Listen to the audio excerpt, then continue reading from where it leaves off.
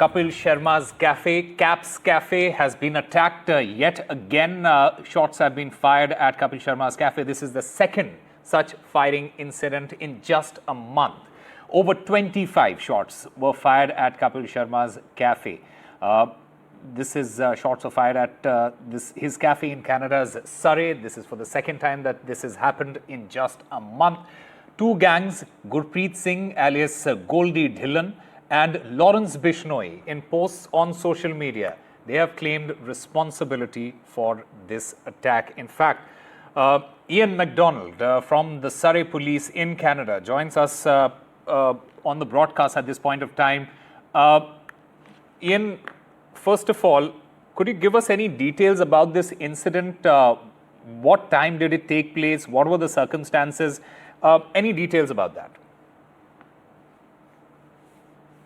Okay. For us, it started at about 4:40 a.m. We received multiple calls of a shooting in near Scott Road or 120th Street and 84th Avenue. Turns out that this is the same business that was actually targeted in early July 10th to be specific. And so we responded along with officers from a neighboring agency, the Delta Police Department. We flooded the area. We were relieved to find out that there were staff on scene, but they were unharmed. That said, there was significant damage to the property. Officer MacDonald, can you also confirm whether this incident was linked to an organized crime or gang-related activity? Because there have been posts that have been made on social media. Is there any known motive behind such attacks? Has the police department managed to establish that? Yeah, I would suggest it's pretty early in the investigation. We're just a couple of hours in at this point. What I can tell you is that certainly the City of Surrey and the Surrey Police Service are concerned about a number of extortion-related incidents that have taken place. Certainly, we feel that there is consistency between this shooting and the one that took place on July 10th. We're exploring all possible motives at this point, but it's important for police, despite what might happen online in terms of people claiming responsibility, that at the end of the day, we gather the evidence and then follow it. Officer MacDonald, have the shooters been identified? You have the video, you have the CCTV footage from outside the Cap's Cafe. Are there any witness statements?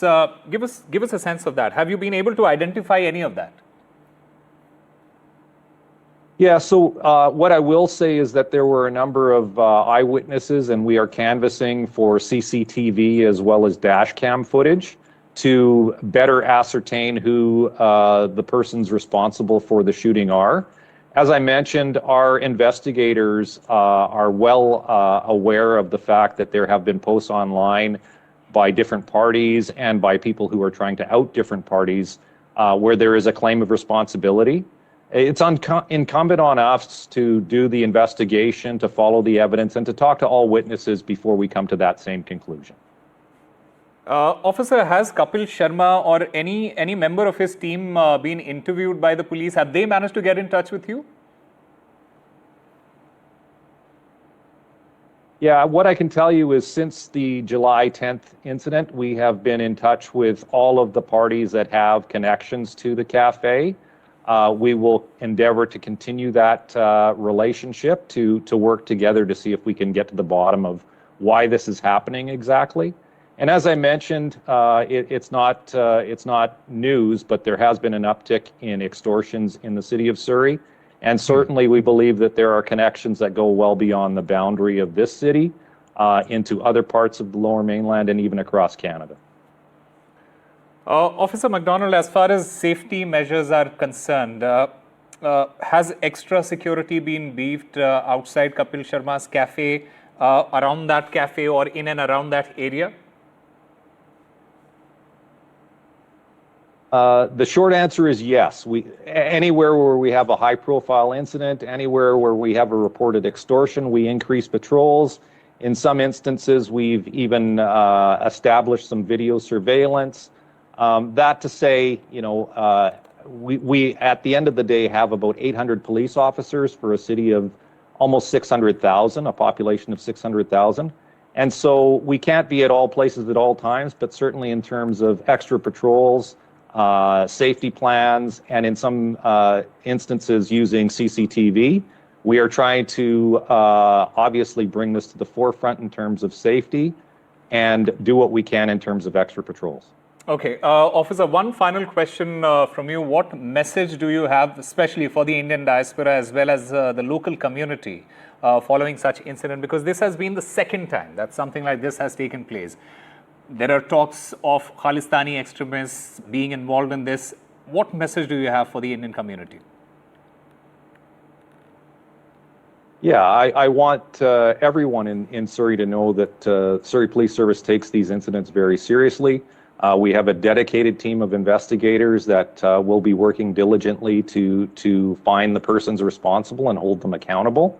What we want to do is to encourage people in the community, regardless of what their background is, to report crime and suspicious behavior. At the end of the day, public safety is going to be achieved through the partnership between police and the community.